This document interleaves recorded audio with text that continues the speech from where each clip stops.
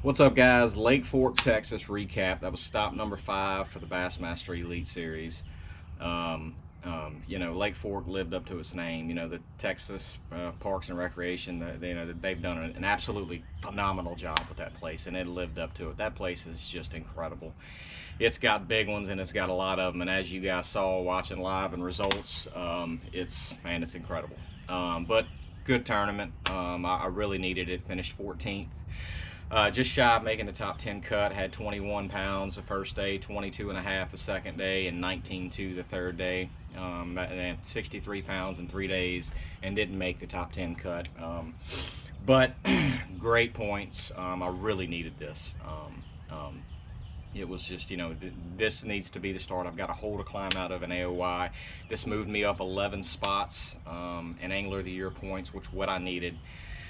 With 4 events left, and I want to make that 50th anniversary edition classic, and I'm going to do everything in my power to do that. So thank you guys for the outpouring. Had some great bass live footage.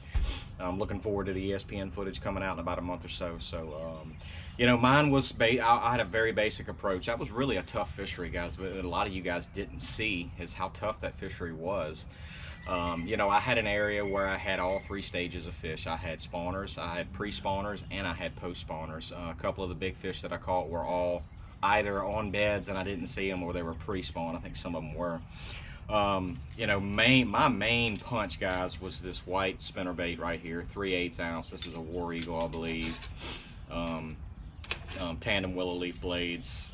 It was very simple. These fish were eating shad. I watched a shad spawn the first day of the tournament, and it disappeared days 2 and 3, but the fish were still there, so a lot of my bites day 2 and 3 came in the middle of the day on this spinnerbait. They were just eating shad, guys, and it was a basic approach. I knew them fish would eat this thing. I'm throwing this thing on a 7-1 Mojo Bass by St. Croix rods. Guys, this may be the best rod on the market for the money. For around 130 bucks retail, you can get one of these, but this is what I did all my damage on. 7-1, medium power, fast action tip, 15 pound Seaguar, a Braze X fluorocarbon. This stuff, guys, my big fish on day 2, that 7.5, got me wrapped around a bush with this thing, and I was able to get in there, walk her back around, and land her.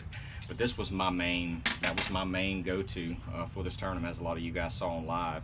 And then also a Spro Popping frog. Caught a big one the first day, and I lost a big one both days 2 and 3 on this thing.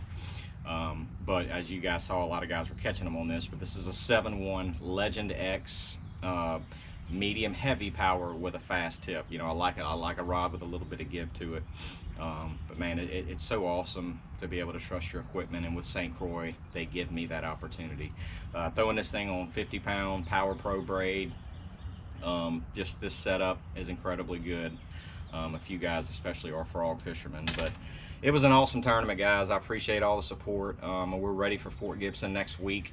That place is like 14 foot high right now, and they're expecting some more rain, so that's going to be an interesting one to keep an eye on, but I'm looking forward to getting back at it pretty quick. But Texas Fest, absolute blast. I wish we could fish there in every event, because that place is just flat out got them.